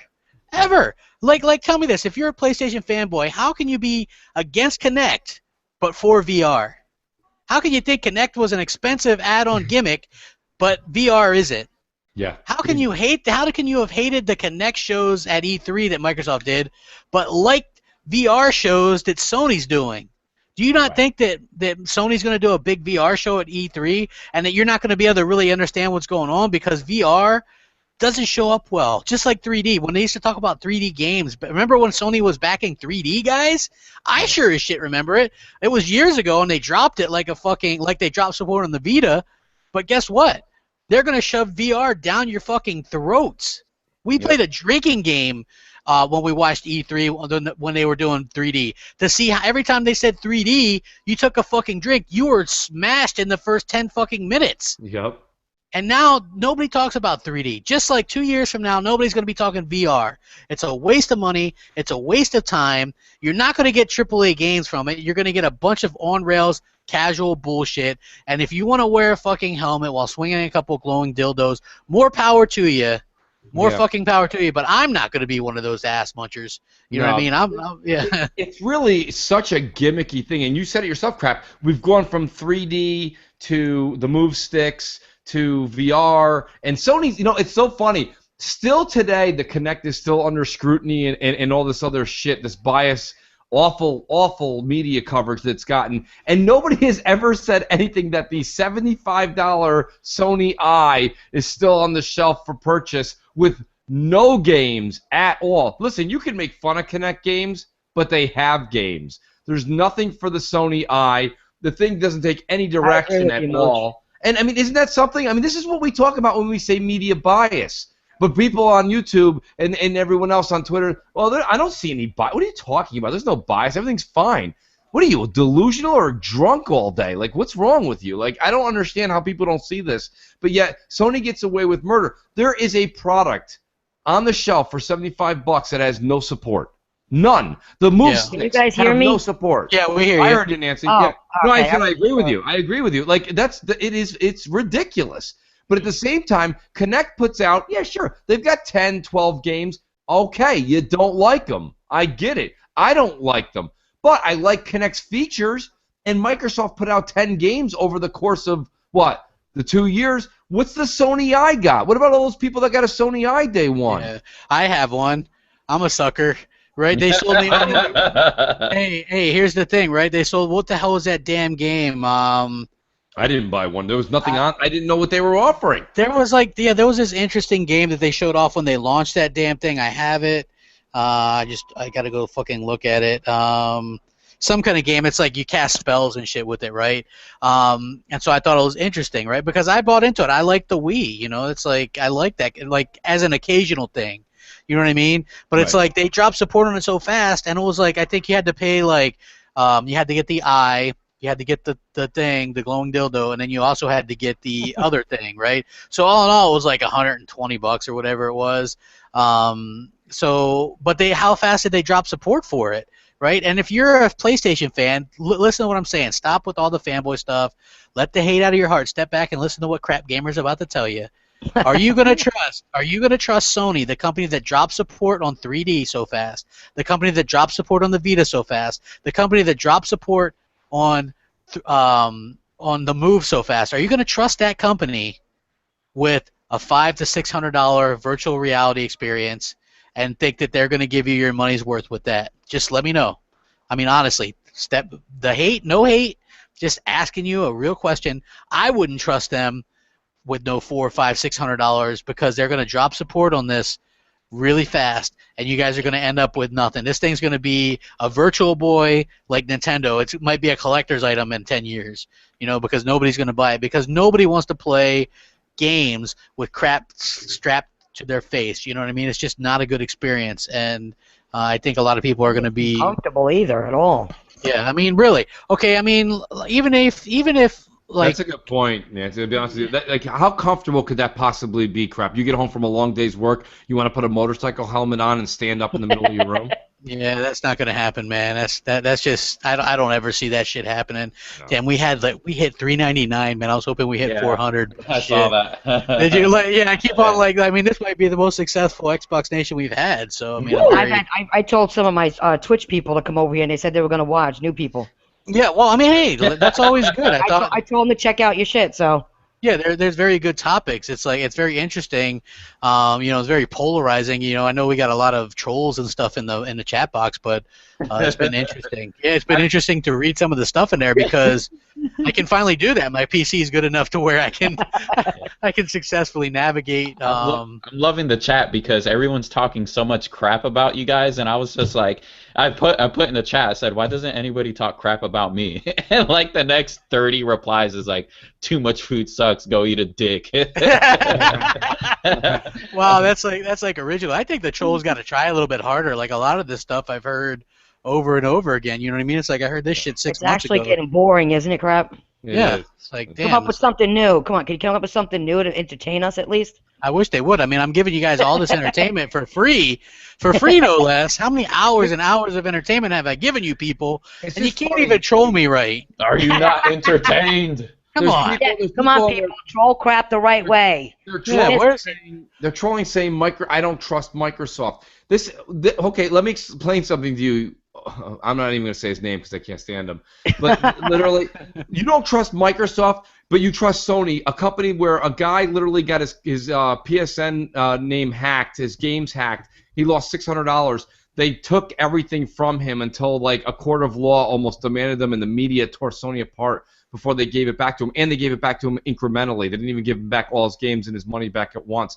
You're trusting a company that had ridiculous leaks when the movie The Interview came out, and we found out all that awful, disgusting shit we found out about how they feel about people and race and Creed and the way that they treat their workers, and all these emails came out about how all the backstabbing they've done to actors and actresses in Hollywood, how they feel about women.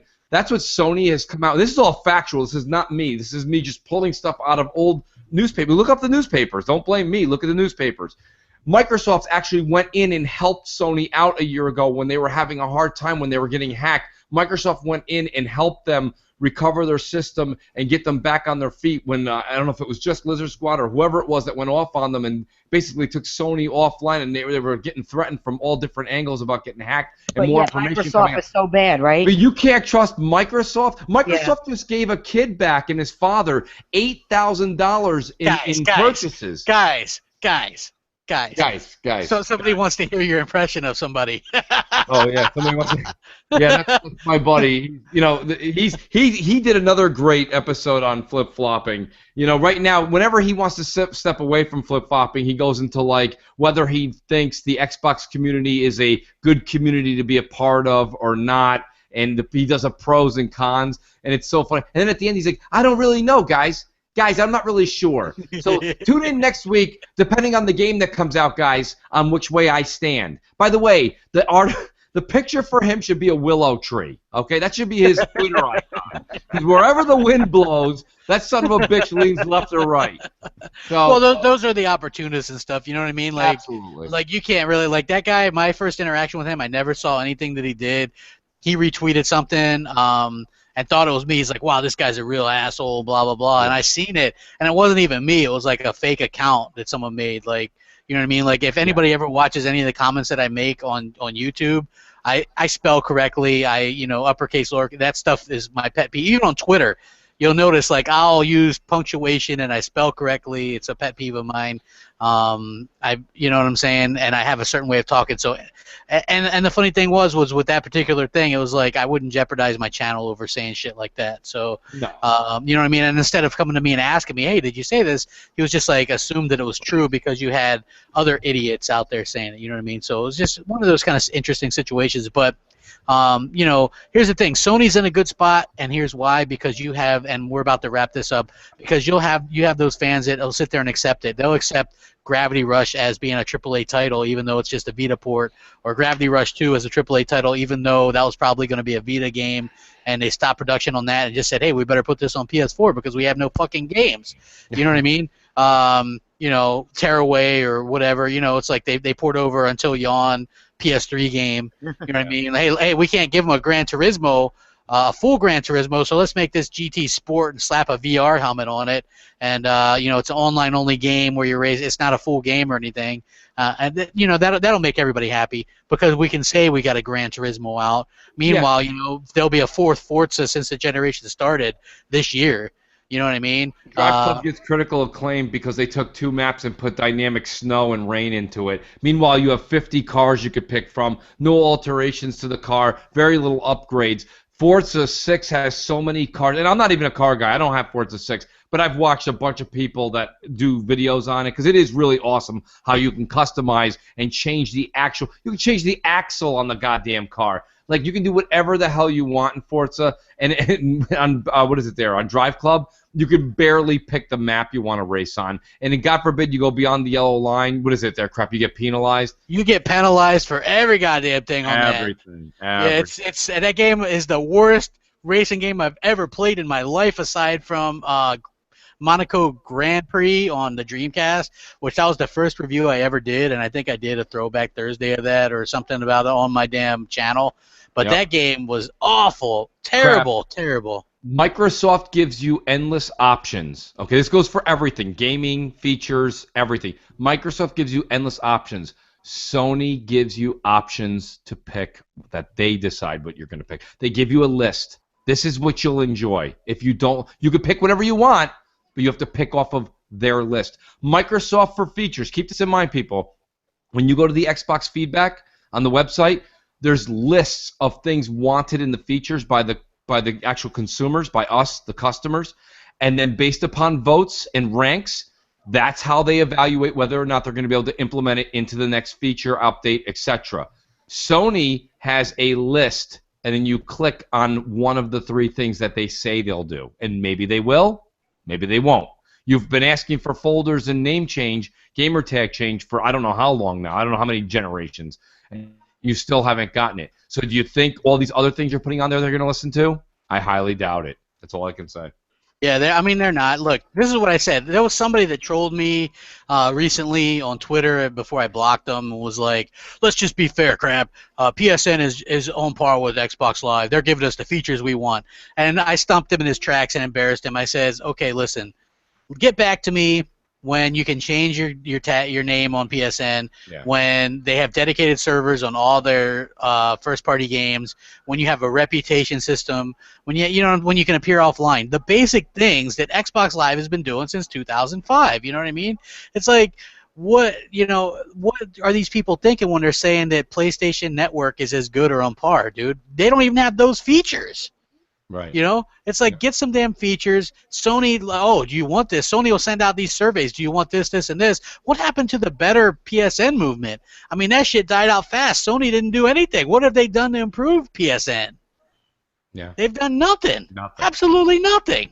Again, they do nothing, but their fans are just completely placated. Completely placated. It's absolutely ridiculous to me. But, I digress. I want to go ahead and get us out of here because I know it's kind of late. This has been going on for almost an hour and 45 minutes or so. So, yeah, hopefully you guys like the podcast. Make sure you guys subscribe to Titanfall Princess and Too Much Food and Mooch. Good. Crap, if you don't mind, I'm going to give a shout out because Crap Gamer is going to be joining me on the Crossfire podcast this Friday on my channel, the Mooch 78. We're doing it at 6 p.m. Eastern. We've got a good lineup of people. I've got about five total people on, 3 of the usual suspects, 2 guests. And I'll be honest with you, we're really going to hit these subjects hard, and there's going to be good debate. So make sure you tune in at 6 p.m. Friday night Eastern. Yeah, on Mooch's channel, Mooch78, and also Titanfall Princess. She streams on Twitch a lot of like Killer Instinct and stuff. What's your name on there? Titanfall Princess? Yes, it's a Titanfall Princess on Twitch TV. Okay. And Too Much Food. What do you got going on your channel these days, bro? Whenever I crawl out of my cave. I just want to let everybody know it's Too Much Food, all one word with zeros. And I occasionally will look up articles here and there that spark my interest. I try not to be redundant and give you articles that the media is trying to feed you. I'll find something that I find fascinating, and I try to get your opinion on it. I have a video that I've been sitting on. I thought about putting it up today or yesterday or today, but I'm actually going to put it up tomorrow, and it's going to be about how the Nintendo NX is launching both in 2016 and 2017. And I know that sounds crazy and confusing, but you're going to have to swing by my channel tomorrow and check it out. Yeah, exactly. And also shout out to go ahead. Sorry. Because I didn't get a chance to finish, you jumped over. I just want to do one shout out if it's okay before you close it out. Want to do a shout out? Is it Firefox? How'd you know? Because I forgot to shout her out last week, but yeah, she's a loyal fan and watches. She's a very loyal fan. She's a good person. Yeah. Guys, check out her really check out her channel. Support her. She's a good Xbox. She's an Xbox fan just like we are. Yeah, we interact with her a lot on Twitter and stuff too. She's a real good person. It's really cool. And anyway, thank you all for watching. Love or hate it, man. I'm polarizing. You got to admit that shit. I think I might be the only person that gets as much hate as adoration. I don't know. So it's interesting to say the least. I enjoy it. Whether you dislike or like, all the same to me. But game on, guys, and rack 'em up. We'll catch you guys Saturday. What, Friday or Saturday, Mooch? Friday night 6 p.m. and then Friday 6 p.m. Sunday at 7 or 8, depending on what the consensus is. 8 is the sweet spot, man. We got over 400 and something doing it at 8 the past couple of weeks. So yeah, I think 8 o'clock is the way to go. Yeah, so we'll catch you guys Friday on Mooch's channel for Crossfire, and then Sunday on Mooch's channel for Crossfire. Yeah. For BGST, where we'll have Next Gen 720, bacon grease, and we'll have Tim Dog heavy breathing on the mic. Rack 'em up. We'll catch you guys later. Keep it Xbox.